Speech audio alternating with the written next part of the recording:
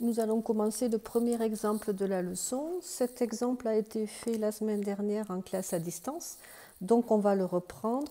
Je vous ai surligné en rose les données de Sam, en orange les données de Léa, et nous avions dit que l'erreur à ne pas commettre, c'était de faire la moyenne entre 40 et 60 et de dire que il y avait donc, comme il y a deux parties, il y avait donc 50% de romans dans la bibliothèque. Alors pourquoi ne pas faire, pourquoi cette erreur?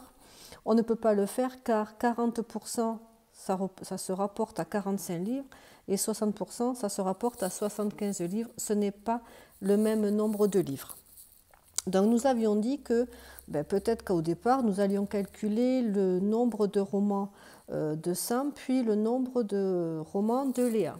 Donc pour cela, on a révisé l'application d'un pourcentage et 40% de 45, c'est 45 multiplié par 40%.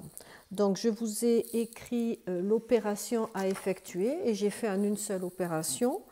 Et donc maintenant, on va calculer 45 fois 40% sur les livres de Sam. Donc si on fait 45 fois 40%, au final, on trouve 18, puisqu'on fait 45 multiplié par 0,4.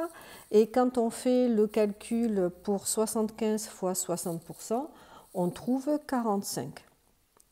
Et 18 plus 45, ça fait 63. Donc, dans la bibliothèque,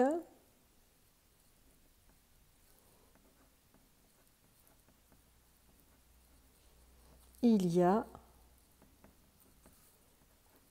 63 romans. Une fois qu'on a calculé le nombre de romans, on va pouvoir calculer maintenant le pourcentage que cela représente.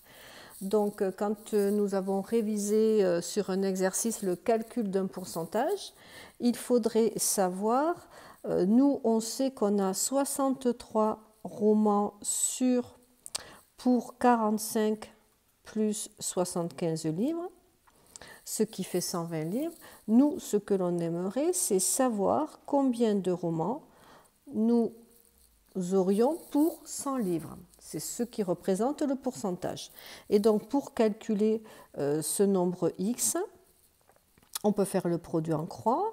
Et donc, on fait 120, là je dis des bêtises, 100, pardon, multiplié par 63 et divisé par 120, ce qui vous donne comme résultat 52,5.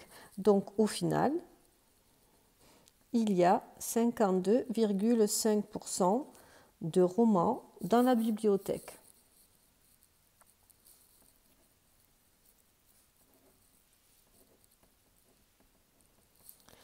Ça, c'est le raisonnement avec la définition du pourcentage pour 100. Une autre façon de raisonner, je vais vous l'écrire à côté, ça revient au même, mais c'est vous qui choisissez. Un pourcentage, c'est une proportion.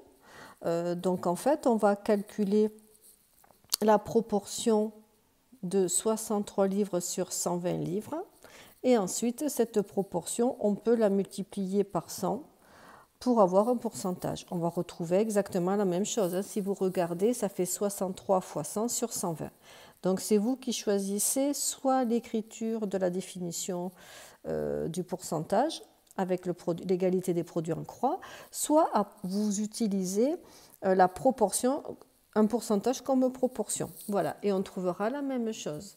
Donc voilà l'exemple, le premier exemple de la leçon sur les pourcentages.